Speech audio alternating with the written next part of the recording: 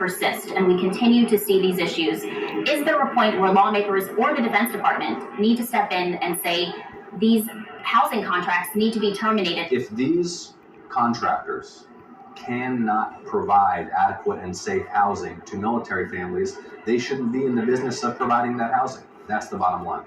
And it's really important to note that many of the military families I've been speaking with say the health impact from these housing problems is really their biggest concern. So getting these answers from the military is a top priority for them. This latest letter doesn't give a specific deadline for the Defense Department response.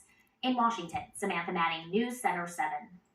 And now, your Storm Center 7 forecast with Chief Meteorologist McCall Vrydaghs. And McCall, you've been talking about this for several days now. Here we are. We see the rain on the radar, and again, the next 2 or 3 days could be very problematic. And you're talking a lot of rain.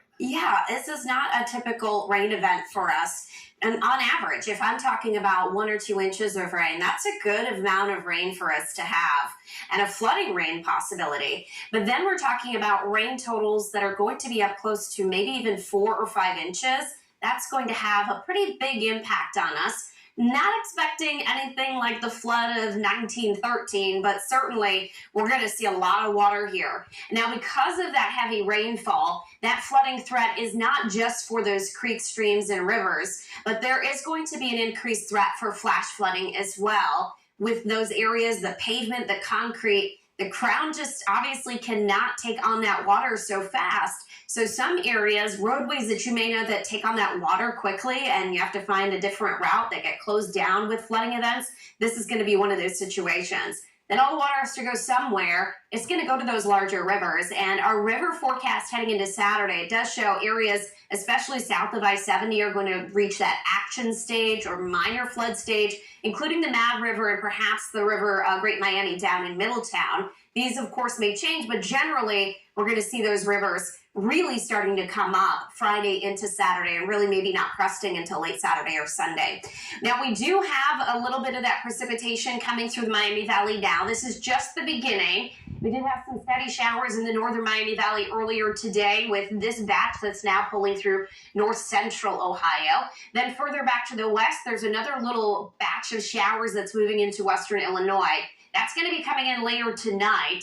Few rumbles of thunder perhaps by daybreak tomorrow, this 6 a.m. Take it to 11 a.m., heavy rain, especially through most of the area, and then we'll see more sporadic showers for Thursday afternoon. We go into Thursday night, Friday morning. This is when it really starts to come down, and you'll see that the location of that rain continuously with heavy downpours at times is focused in on the southern Miami Valley, and it is not until we get into Saturday that we're going to see this rain finally wrapping up. In fact, by Saturday midday, there might be one last push of some heavy rain. So those rain totals south of I-70, 2 to 4, maybe even a 5-inch rainfall, and anywhere between 1 to 2 across the north, which is nothing to laugh at. That's certainly a ton of rain for you as well. Wind gusts on Saturday. Look at this, a 41-mile-an-hour gust there. Futurecast is showing for Troy. Might see an isolated wind gust up near 50. That could trigger some sporadic power outages. By Sunday, we start to dry out. We'll see some sunshine, but then I've added a couple of showers here in the forecast for Monday and Tuesday as well. For close to 2 weeks, various sources have told